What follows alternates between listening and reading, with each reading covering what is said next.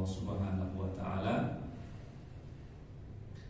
Yang pertama, sudah sepatutnya kita memanjatkan puja dan puji syukur kehadirat Allah Subhanahu wa taala atas limpahan nikmat ya yang Allah berikan kepada kita, terutama nikmat sehat, panjang umur ya, seperti Pak Hamdan ini berkah ya, dan berkah ya.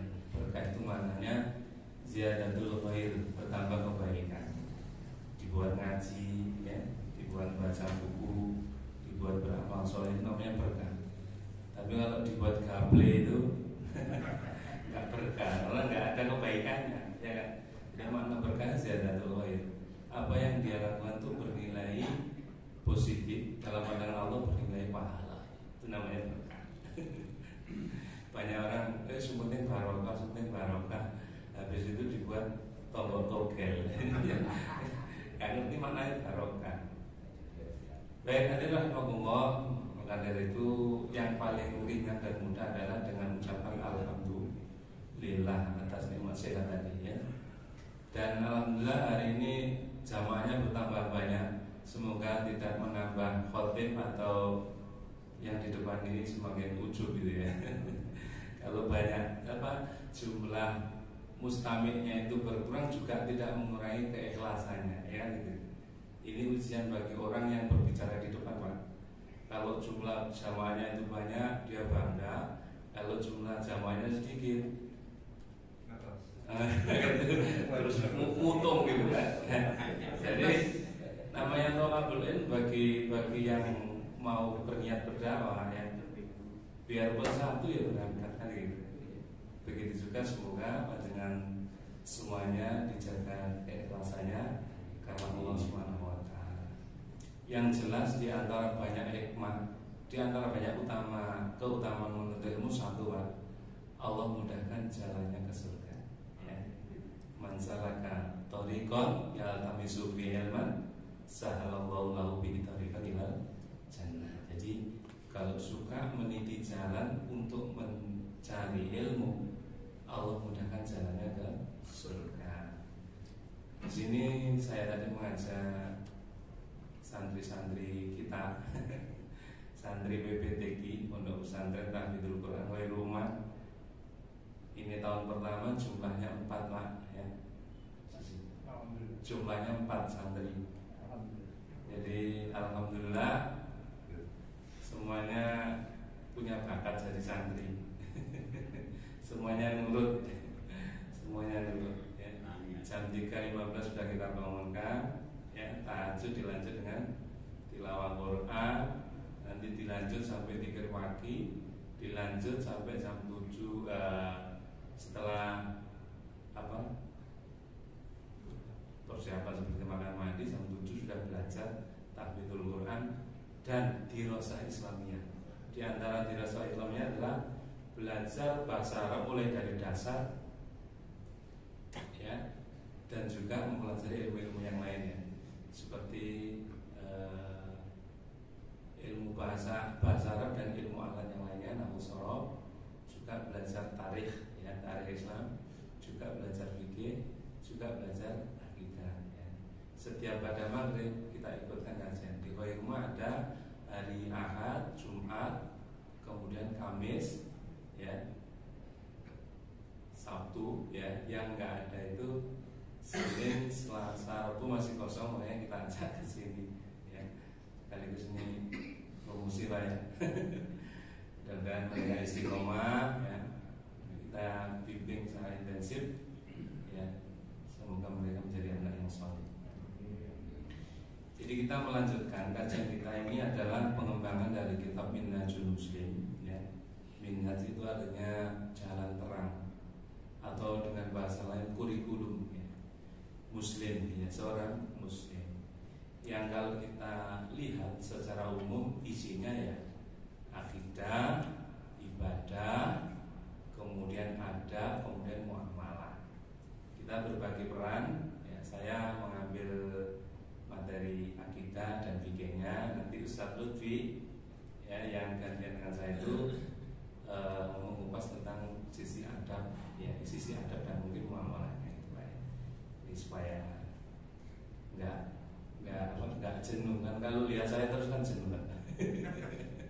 bosan kan gitu. Baik, hadirin rahimakumullah. Nah, di dalam kitab Minhajul Muslim itu bab pertama ya, bab awal itu membahas tentang akidah. Nah, saya ingin lebih luas pemahaman kita tentang akidah dan tauhid, maka saya bawakan buku atau kitab tauhid karangannya Dr. Soleh ya, bin Fauzan Al-Fauzan. Ini lebih lengkap ya Pak, lebih lengkap sehingga kita dalam memahami tauhid itu bisa punya gambaran utuh ya. Sebenarnya yang dibahas tentang akidah itu apa ya. Jadi mulai A sampai Z itu Masya Allah. Hadirin rahimakumullah, maka pada malam hari ini saya sampaikan ya, tema kita itu pengantar studi akidah supaya kita itu tahu ya gambaran umumnya akidah itu apa, kemudian manfaatnya juga supaya kita ada motivasi ya. Akidah itu berasal dari kata aqdun ya, artinya ikatan. Ada akad nikah ya, ikatan pernikahan ya. Aqdun artinya ikatan ya. Dengan bahasa lain, akidah itu artinya sesuatu yang diyakini oleh seseorang. Ini pengaruhnya luar biasa. Orang kalau sudah punya keyakinan, itu pengaruhnya luar biasa ya. Beberapa tahun yang lalu di Jombang itu ada orang, bahkan banyak orang berbondong-bondong ke Jombang itu meyakini batu yang dibawa ponari itu bisa menyembuhkan. Akhirnya datang ke sana Pak, ya, tetangga saya di Ponorogo itu anaknya itu sakit lumpuh, sudah umur 9 tahun tapi masih kecil ya, nggak bisa jalan, itu dibawa ke sana, diobatkan supaya sembuh ya. Jadi batu ya, batu terus dicelup. Kayak masing-masing orang tuh bawa air ya, ada yang bawa kendi, ada yang bawa botol, ada yang bawa mangkok gitu kan. Ya batu terus dicelup di air itu, terus nanti bawa pulang diminumkan. Punya keyakinan bisa sembuh. Ya, itu luar biasa. Jadi keyakinan itu sampai diperjuangkan seseorang ya, karena demi keyakinan. Nah, akidah itu sesuatu yang diyakini oleh seseorang. Bila seseorang itu akidahnya benar, maka dia terbebas dari keraguan. Terbebas dari keraguan. Itu secara bahasa. Secara bahasa. Adapun secara istilah, akidah ini dijelaskan oleh baginda Rasulullah SAW tatkala beliau didatangi oleh malaikat Jibril. Ya Muhammad, wahai Muhammad, ya, akhbirni anil Islam, terangkan kepadaku apa itu Islam. Lalu Rasulullah menjawab, Islam itu ya syahadat, sholat, zakat, puasa, haji. Itu yang paling pokok ya, yang paling usul, yang paling pokok. Lalu bertanya lagi, wa ma huwal iman, ya Muhammad, apa itu iman? Kata Rasulullah, al-imanu antu'mina billah. Kamu percaya, kamu yakin, kamu beriman kepada Allah Subhanahu wa taala. Ya. Nanti kita selalu ke depan kita bahas. Beberapa waktu yang lalu pernah kita singgung. Ya. Kita ini percaya kepada Allah Subhanahu wa taala ya. Kemarin ada 3 metode, ya, 3 cara kita meyakini Allah Subhanahu wa taala. Yang pertama, biayatillah, dengan ayat-ayat Allah Subhanahu wa taala. Yang kedua, bi asma'ihi wa sifatihi, dengan nama-nama Allah Subhanahu wa taala dan sifat-sifatnya. Yang ketiga, bi ayati kauniyah, dengan ayat-ayat kauniyah. Adanya alam semesta ini menunjukkan bahwa ada al-khaliq, pencipta, Allah Subhanahu wa taala. Yang kedua, akidah atau iman kita antu'mina bil malaika. Yang pertama, antu'mina billah, kamu beriman kepada Allah Subhanahu wa taala, wa malaikatihi. Yang kedua, beriman kepada malaikat Allah Subhanahu wa taala ya. Dan masing-masing malaikat itu punya tugas, tupoksi masing-masing ya. Kalau nanti pembahasan tentang iman kepada malaikat. Malaikat jumlahnya hanya Allah yang tahu. Yang kita kenal kan cuma berapa? 10. Ada orang menyebut di kanan kiri kita itu namanya roket, malaikat roket. Kalau dalam Quran disebut kiroman katibi.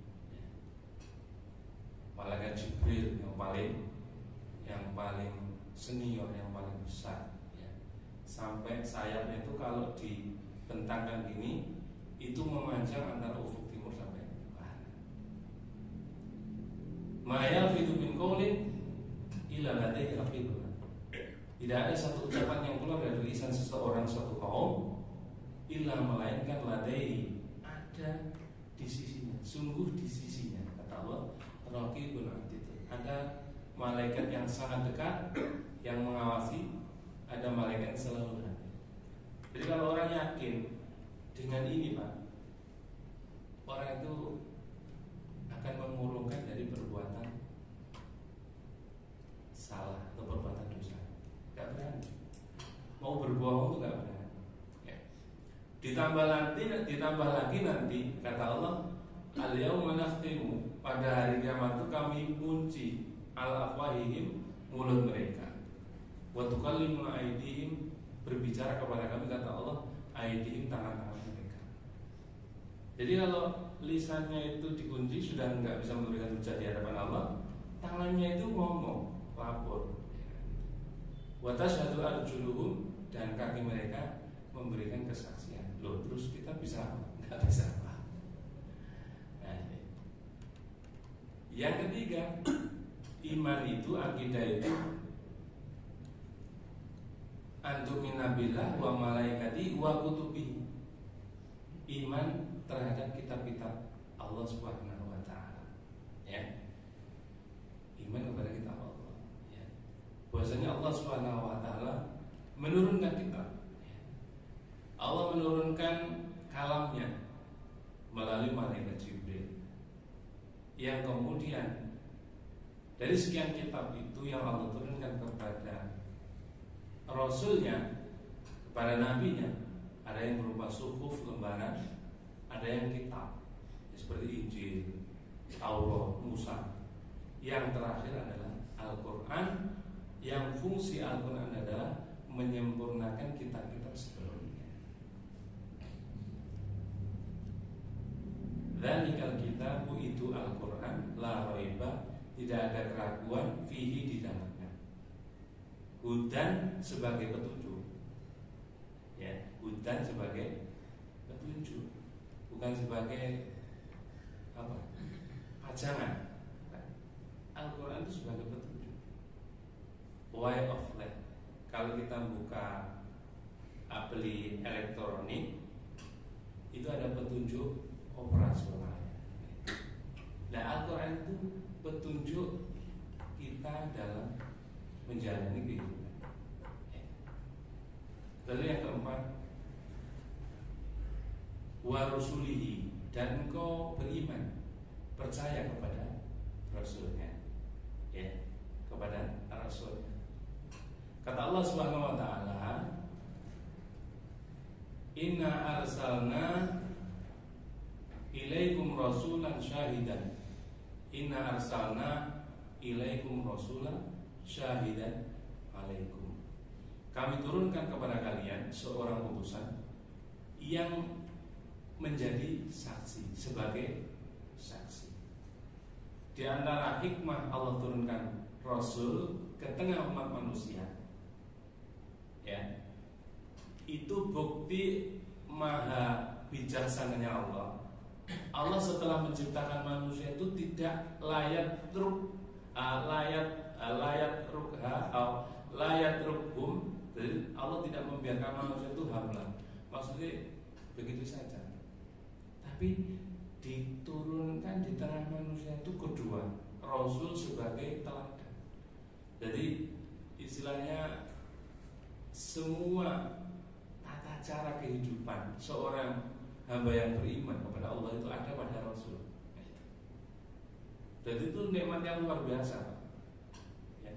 nikmat Allah utus Rasul di tengah umat manusia dan sampai kepada kita itu sehingga kita mengenal hidayah Allah Subhanahu wa ta'ala, sehingga kita bisa mengangkat tangan bertakbir mengagungkan Allah, sehingga kita bersujud tunduk khudu kepada Allah Subhanahu wa ta'ala.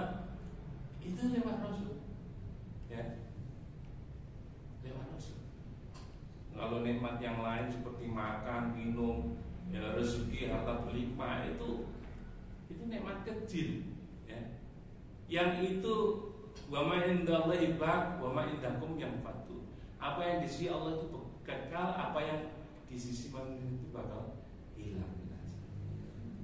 Orang kalau sudah dapat hidayah, masya Allah Pak, ya, sudah nggak butuh yang lainnya.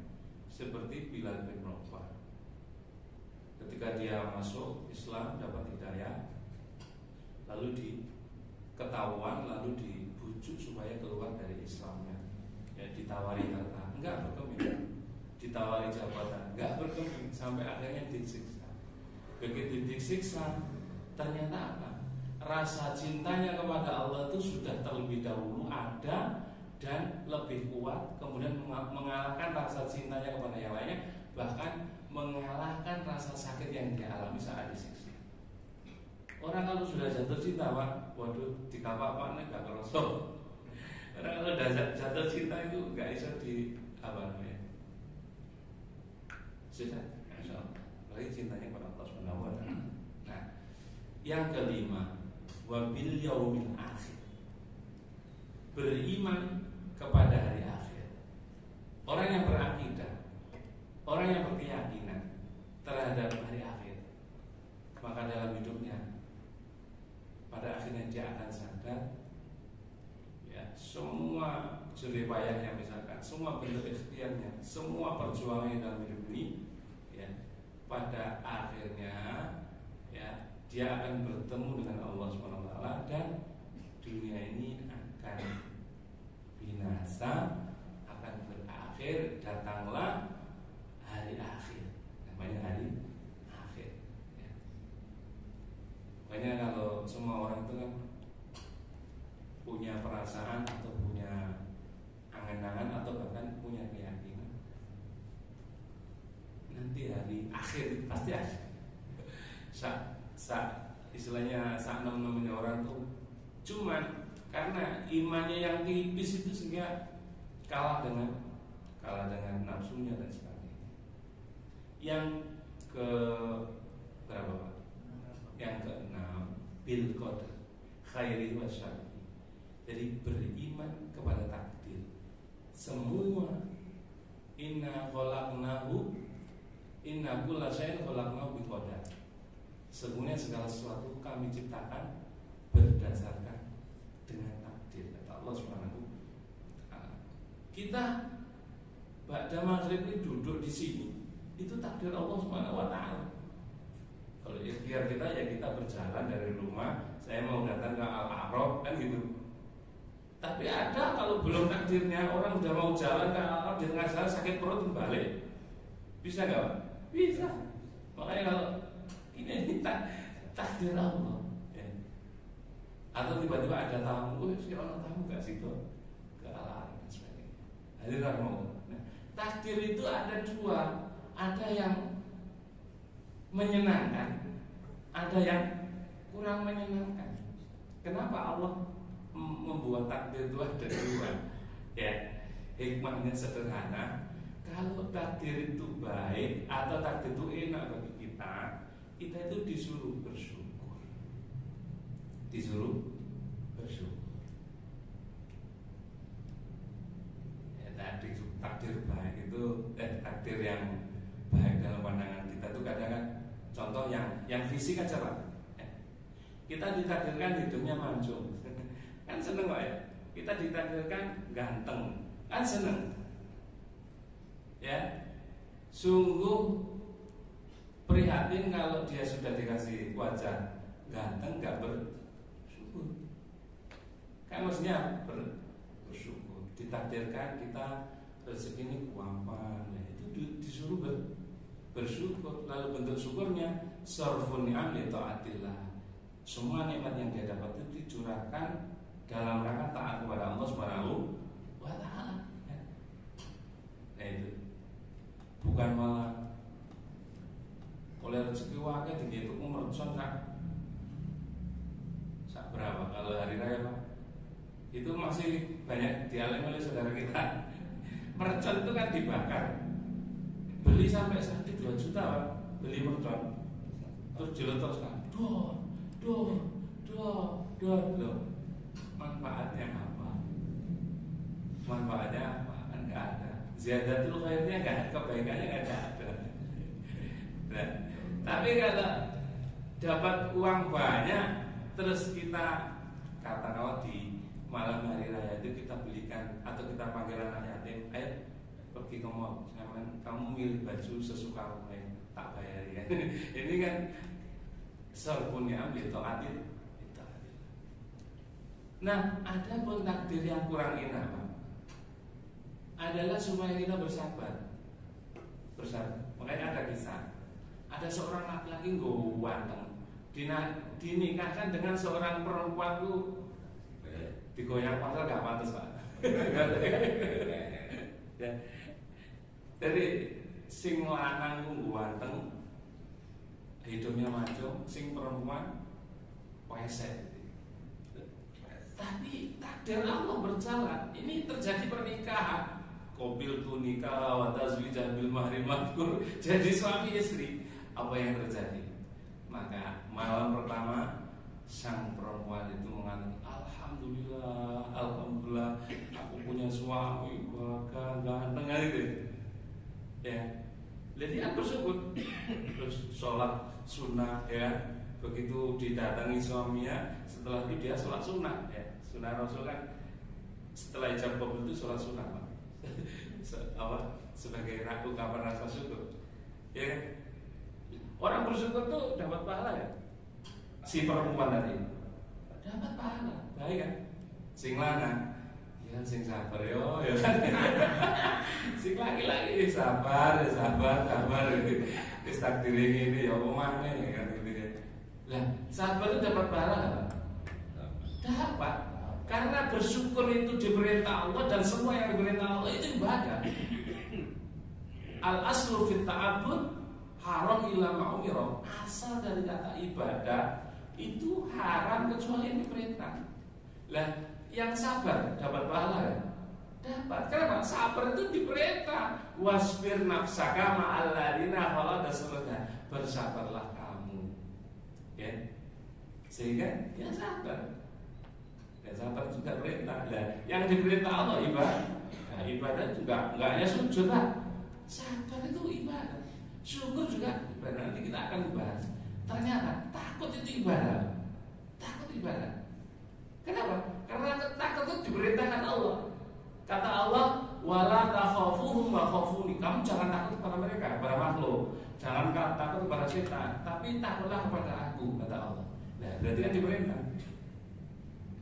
Semua yang diperintah adalah ibadah. Tawakal ibadah. Kata pasrah itu ibadah lah. Wis penting wis pokok pasrah. Wis usaha ini saiki kali pasrah. Sekarang tinggal pasrahnya. Wa 'alallahi falyatawakkalul mutawakkilun. Hendaklah kepada Allah orang-orang yang berserah diri itu bertawakal. Tawakal itu akan bernilai ibadah dan mendatangkan pahala manakala ditujukan kepada Allah Subhanahu wa taala. Ini luar biasa, ya. Bil qadri, iman kepada Allah. Kalau kita sudah beriman kepada takdir, maka peluang untuk putus asa itu kecil, Pak. Peluang untuk atau potensi untuk menjadi orang depresi itu kecil. Karena sudah semuanya takdir. Ya. Ada orang pengusaha ya dengan segala profesionalisme pada akhirnya rugi kena Covid, dihantam Covid 3 tahun ya, karyawannya ya kan banyak itu kalau akidahnya kuat Pak, nggak stres. Ya sudah, inna lillahi wa inna ilaihi. Kita ini milik Allah dan kepada Allah kita kembali. Dulu saat lahir tidak membawa apa-apa, ya kan? Waktu lahir kain aja nggak bawa, sehelai benang aja nggak bawa. Tapi anehnya saat dia kaya itu merasa semuanya usahanya, gitu. Padahal tadinya nggak punya apa-apa. Orang tuh kalau akidahnya kuat seperti itu, tidak. Ya. Bahkan terjadi musibah apapun, anaknya meninggal misalkan, hartanya berkurang atau rumahnya terbakar. Ma'asoba min musbitan fil ardi wala fis sama. Ma'asoba min musibatin fil ardi wala fis sama. Tidak ada musibah bencana yang terjadi di bumi maupun di langit illa biidznillah, kecuali semuanya atas izin Allah Subhanahu wa ta'ala. Orang kalau akidahnya benar, akhirnya dia menjadi seorang wali, la khaufun alaihim wa lahum yahzanun, tidak bersedih, tidak khawatir. Nah, ma'asyiral muslimin, itu pengertian apa? Akidah secara istilah. Kalau secara bahasa artinya sesuatu yang diyakini oleh seseorang secara istilah, bahwa tadi mengandung beriman kepada Allah, beriman kepada malaikat, beriman kepada kitab, beriman kepada Rasul, beriman kepada takdir, baik dan buruk. Yang keenam beriman kepada beriman kepada hari akhir. Yang keenam beriman kepada takdir. Ma'asyiral muslimin rahimahullah. Ini penting. Nah, ini harus seorang muslim. Ini rukun, makanya disebut rukun iman. Orang harus paham ini betul. Ya. Kalau bisa pahamnya itu baik, pahamnya itu mendalam, sehingga terinternalisasi dalam dirinya, dan itu menjadi karakternya sebagai mukmin, tidak hanya muslim tapi sebagai mukmin. Ma'asyiral muslimin rahimahullah. Ya, ini penting sekali. Contoh ya, saya contoh tentang tawakal. Coba kita kalau ingin ujian tentang tawakal, Pak, berani nggak bawa uang 20.000 main ke Surabaya? Numpak bis terus di Mola Sewu. Karena imamnya mau balik ya apa kan. Nah, itu masalah Pak, kalau orang sudah tawakal itu bisa Pak. Orang kalau sudah tawakal bisa. Kata Rasulullah seperti itu tawakalnya burung. Lau annakum tawakkaluna 'ala Allah haqqa tawakkuli, sekiranya kamu bertawakal, berserah diri kepada Allah seperti burung sebenar-benar tawakal, la razaqakum, sungguh Allah akan mencurahkan rezekinya kepada kalian kama yarzuqut tayr, seperti Allah itu memberikan rezeki kepada burung. Tahdu khisoman, saat berangkat pagi-pagi perutnya kosong, nggak bawa bekal, lapar, ya. Lalu dia ikhtiar pagi sampai siang sampai sore ikhtiar, wa taruhu bitona, sore hari dia pulang perutnya sudah kenyang. Ini gambaran ketika Rasul menjelaskan tawakal kepada sahabat. Ma'asyiral muslimin rahimakumullah. Nah, firman Allah Subhanahu wa taala, faman kana yarju liqa'a rabbih, faman kana, maka barang siapa yarju, yang mengharapkan liqa'a rabbih, perjumpaan dengan Tuhannya, falyamal amalan sholihan, falyamal, hendaklah dia melakukan amalan sholih, mengerjakan amalan sholih, amalan yang baik. Amalan sholih adalah amalan yang diperintahkan Allah dan Rasulnya, itu amalan sholih. Ya, semua yang diperintahkan Allah dan Rasulnya adalah amal saleh. Wala yusyrik, dan janganlah dia menyekutukan bi ibadati rabbih, dalam beribadah Tuhan dengan Tuhannya ada kepada seseorang. Jadi satu yang Allah paling tidak ridho, Allah la yarda ayyushraka bihi ahadun. Jadi Allah tidak mau disekutukan dengan seseorang. Tidak mau. Karena apa? Allah itu satu-satunya pencipta seluruh makhluk yang ada di alam raya ini. Langit ciptaan Allah, bumi ciptaan Allah, bintang ciptaan Allah, arsy tinggal sana itu juga ciptaan Allah. Langit yang jumlahnya 7 itu ciptaan Allah, malaikat ciptaan Allah, manusia ciptaan Allah. Lah kok kemudian ada orang yang mengangkat dirinya supaya dijadikan Tuhan atau disamakan kedudukannya seperti Allah. Allah sangat murka. Sungguh tidak pantas, sangat tidak pantas selain Allah itu dijadikan ilah, itu nggak pantas karena sangat lemah. Beda dengan Allah Subhanahu wa taala. Allah mampu mencipta. Lalu selebihnya Allah mampu berkuasa memberikan rezeki seluruh makhluk yang ada di muka bumi ini tanpa mengurangi kekayaan Allah Subhanahu wa taala. Coba kalau ada orang terus mengikrarkan diri diangkat jadi Tuhan. Contoh seperti Fir'aun. Kalau semua orang minta kepada Fir'aun, sanggupkah dia memberi? Gak mungkin sanggup. Dia tidak bisa memberi karena dia tidak punya apa-apa. Ma'asyiral muslimin rahimahullah. Maka sudah menjadi syarat orang yang ingin berjumpa dengan Allah Subhanahu wa taala, pertama dia harus beramal saleh. Taat kepada Allah, taat kepada Rasulullah. Dikatakan faman ata'a Allah dakhala jannah. Siapa yang faman ata'a Rasulullah, siapa yang mentaati Rasul pasti masuk surga. Di dalam dasar yang lain, man ata'a Rasulullah faqad ata'a Allah. Siapa yang mentaati Rasul itu otomatis dia sudah mentaati Allah Subhanahu wa taala. Karena semua apa yang diperintahkan Rasul itu bersumber dari Allah Subhanahu wa taala.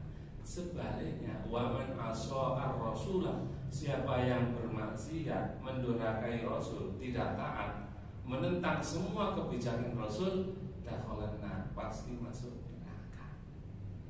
Jadi secara bahasa sederhana, kunci masuk surga itu taat kepada Allah dan Rasul. Cuman rinciannya ini yang panjang. Taat pada Allah dalam hal apa? Ini ada yang cocok dengan selera, taat. Cocok dengan nafsu, taat. Kadang menurut nafsu berat, saya jadi saya tak pending kan gitu. Ya kan nggak keburu dengan kematiannya. Kalau didahului kematiannya, kalau dia mau pending menunda sesuatu ketaatan kepada Allah kemudian kematian datang kepadanya, nah ini yang berbahaya. Assalamualaikum rahimahullah. Maka ketaatan itu diperintahkan oleh Allah Subhanahu wa taala. Jangan sampai didahului oleh kematian. Nah, jadi kunci masuk surga taat kepada Allah dan Rasulnya.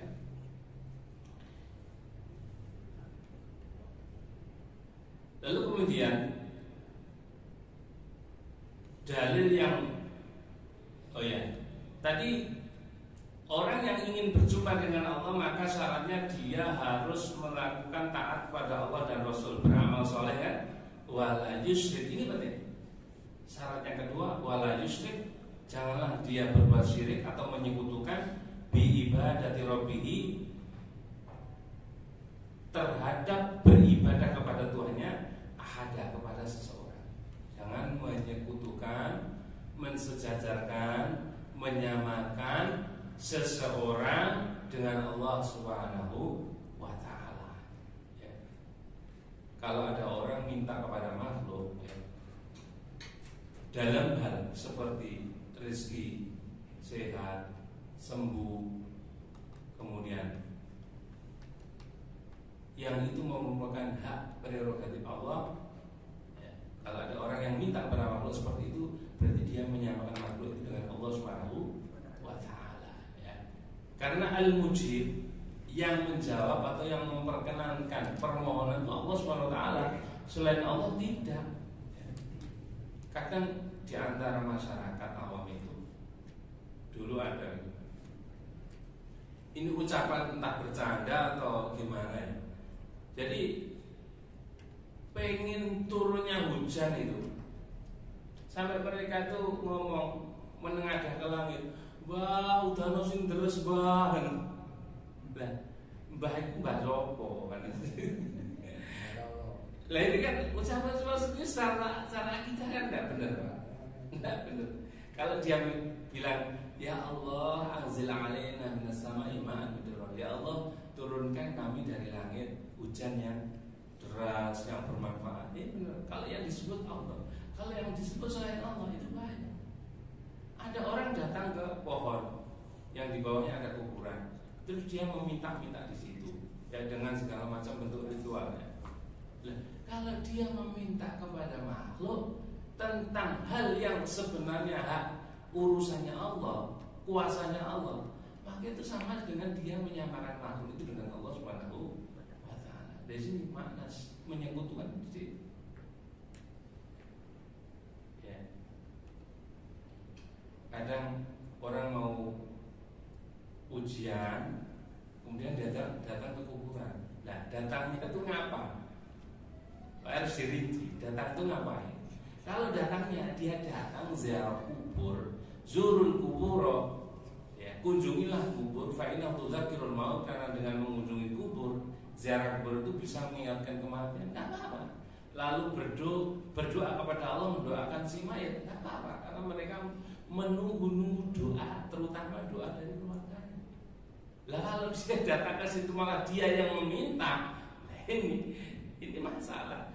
Dia meminta kepada makhluk, itu artinya dia menyamakan makhluk itu dengan Allah Subhanahu wa taala. Kelihatan sederhana, tapi sudah fala tad'u Allah ilahan akhar. Kamu jangan menyeru, jangan berdoa bersama Allah kepada seseorang.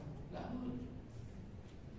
Waktu sholat dia kan Allahumma rabbana atina fid dunya hasanah, tapi waktu di lapangan dia datang ke tempat-tempat tertentu, terus dia menyeru di situ. Itu maknanya fala tad'u ma'allahi ilahan akhar. Kalau berdoa kepada Allah ya sudah, cukup itu aja, berdoa kepada Allah, jangan kepada selain Allah Subhanahu wa taala.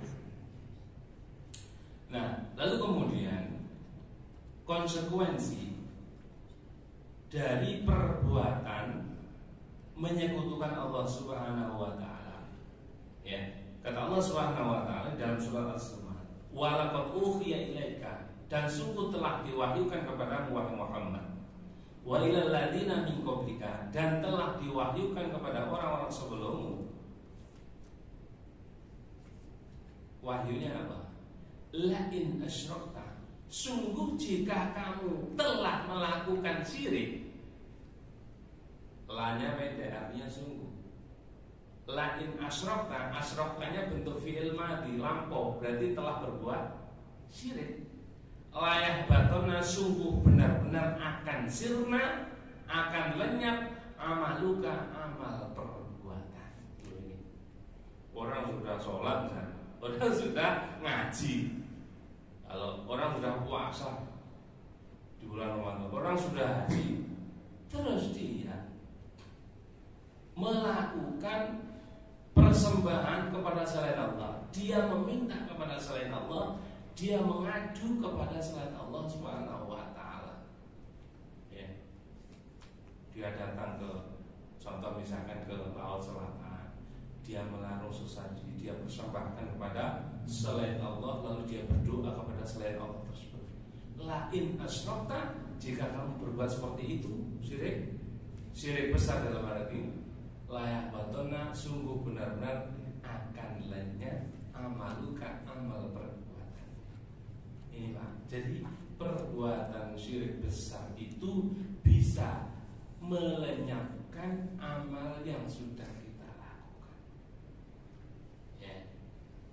Wala takunanna, ditambah kata Allah, sungguh kamu benar-benar menjadi minal khasirin, termasuk orang-orang yang rugi, sudah melakukan, sudah bersusah payah melakukan ibadah dengan sungguh-sungguh, misalkan sudah berpuasa dengan sungguh-sungguh, energi sudah keluar semua, pikirannya, tenaganya sudah keluar, bahkan hartanya sudah keluar, tapi dia menyekutukan Allah, berbuat syirik besar di dunia, maka dia akan menjadi orang yang rugi. Sudah pengorbanannya sudah terlalu banyak, pada akhirnya dia menyebutkan Allah Subhanahu wa taala. Nah, satu lagi ya.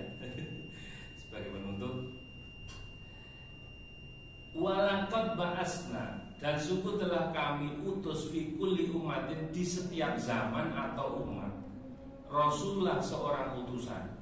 Ada Nabi Musa, ada Nabi Nuh, ada Nabi siapa?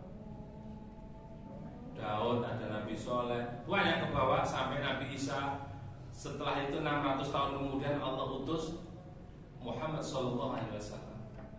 Itu semua membawa dua misi. Anibudullah, menyeru umatnya agar menyembah Allah, beribadah kepada Allah. Wajtanibut taghut, menyeru umatnya agar menjauhi syirik. Itu Pak yang paling pokok. Ya. Dan namanya kesyirikan itu dari zaman dulu sampai sekarang itu selalu ada. Bentuknya macam-macam. Bentuknya macam-macam. Jadi inovasi juga, Pak. Jadi syirik itu inovasi juga.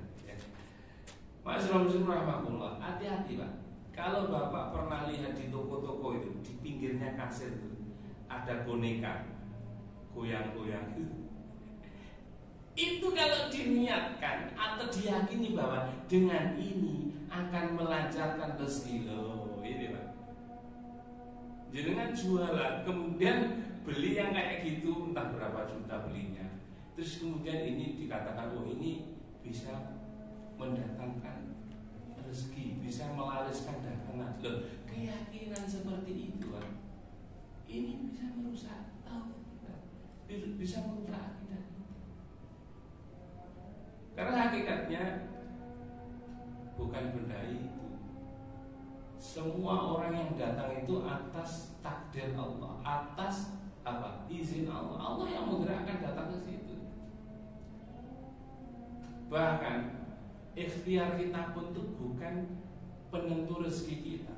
Kita sudah berdagang, misalkan jualan bakso, masak sing enak, jualan sing murah di pinggir jalan, promosinya kemana-mana, ya kan?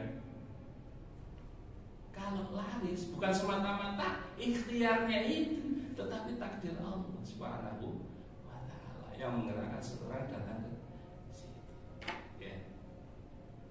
Ma'asyiral muslimin.